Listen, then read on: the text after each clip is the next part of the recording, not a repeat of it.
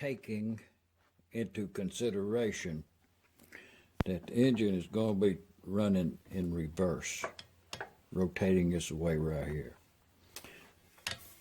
It's no difference than running the other way. Just, you know, change gear around, put it back together, build a little bracket over. That's about it. But as you can see, when we come around right here, right there's the keyway going that way.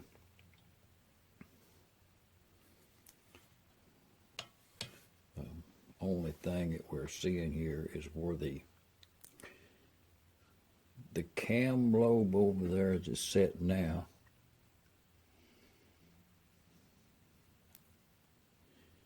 is when this comes up on straight back,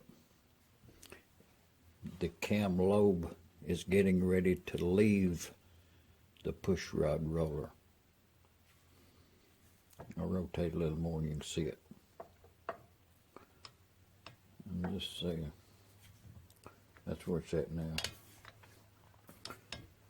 So this is the farthest amount of travel that we're going to have to deal with as far as clearance goes. And you can see I got that little kink twist on it down there. Jump box piece of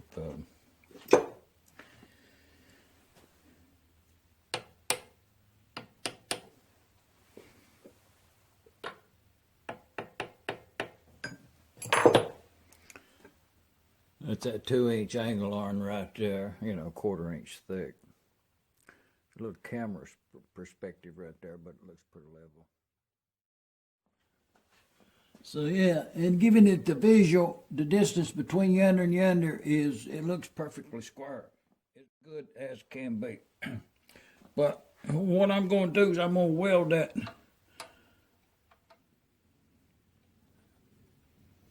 Well, I wished I had another one of them little clamps right there. Them's real good.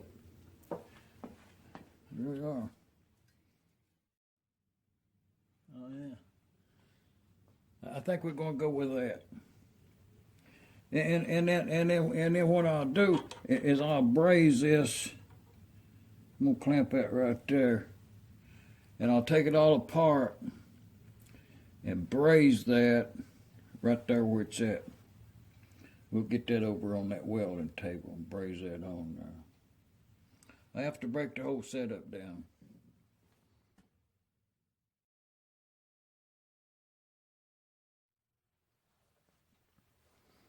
A little bit of second thoughts right there. I should go over and see what I got in that aluminum box.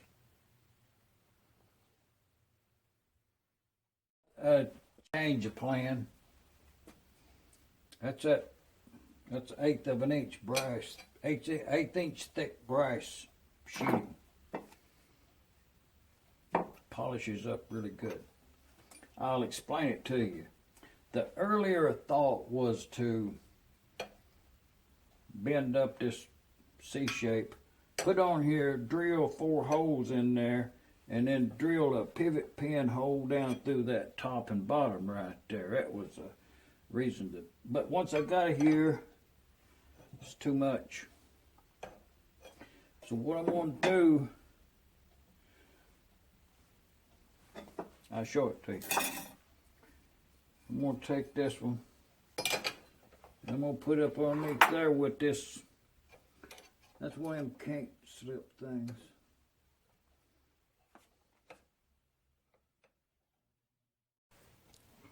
Oh yeah.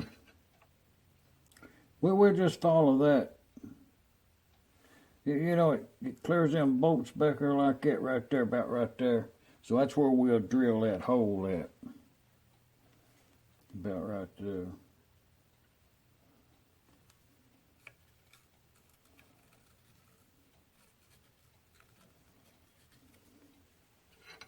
And we'll drill that before we're going to trim up some metal there, but we'll, before we shape it up there, we'll drill that. Well, once everything gets trued up there, and that'll be where the center of that collar is. and I made some preliminary marks all the way around, you know, just some guidelines. So what I'm going to do, I'm going to cut that off right there, that lip. And we'll make something else out of that. And then trim that off like that, and then up on the bottom of it, you know? That's the way that'll work right there. It's going to run in a reverse rotation of the flywheels, which is just a novelty in itself for this engine. Just be on the front row, I hope, you know. But what you have to achieve in this whole operation to run this engine backwards is the timing has to be on the other side of this side. So you have to imagine the clock going backwards.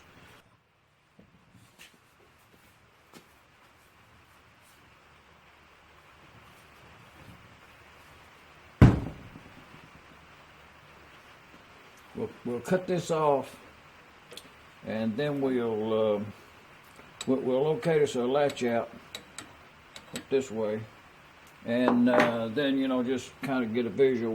We'll come where the collar is right here in this area. We'll come from here up to that with some whatever kind of mechanism you choose to get there, and that'll rotate in there like that.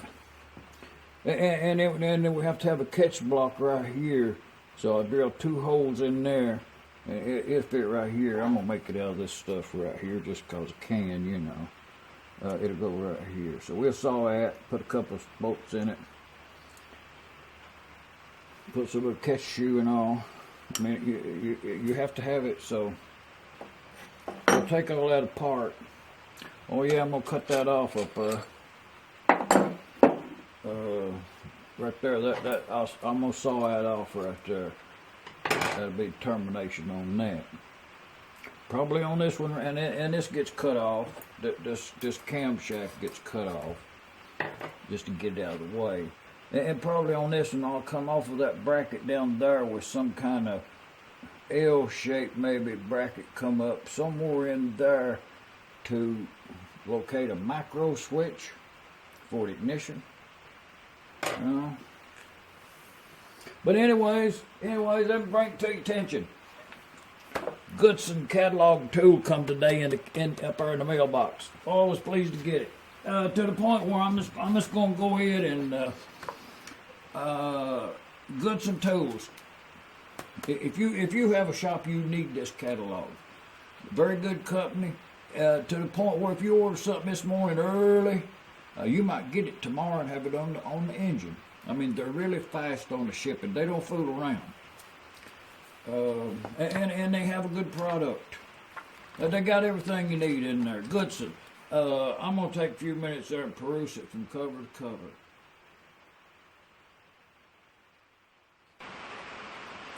I'm going to go ahead and make that out of that brass right there. It'll be just perfect. Very good. So, to get down in there, but what I'm going to do is cut that bracket off right there. I'll take all them bolts out there, turn them around, polish them heads up like that. That's that stainless steel. And then we'll put a lock nut on the back side there. And what we've ended up with here is 2 independent mechanisms. Like this block here is to support the push rod, and then these 2 brackets here are to support and guide the latch out. And so it'll work like that. And while we're over there, I think what we're going to do, we're going to go ahead and use this piece of brass that we sawed off of that to fit right here. We'll scrub a line on the back, run it on the saw, and polish it up, drill a couple of holes in it. Yeah, let's get that done.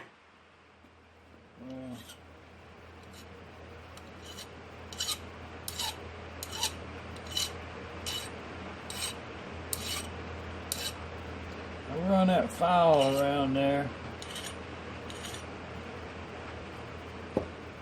We want that to kind of mimic this end down here, up here. Oh yeah, let's work with that.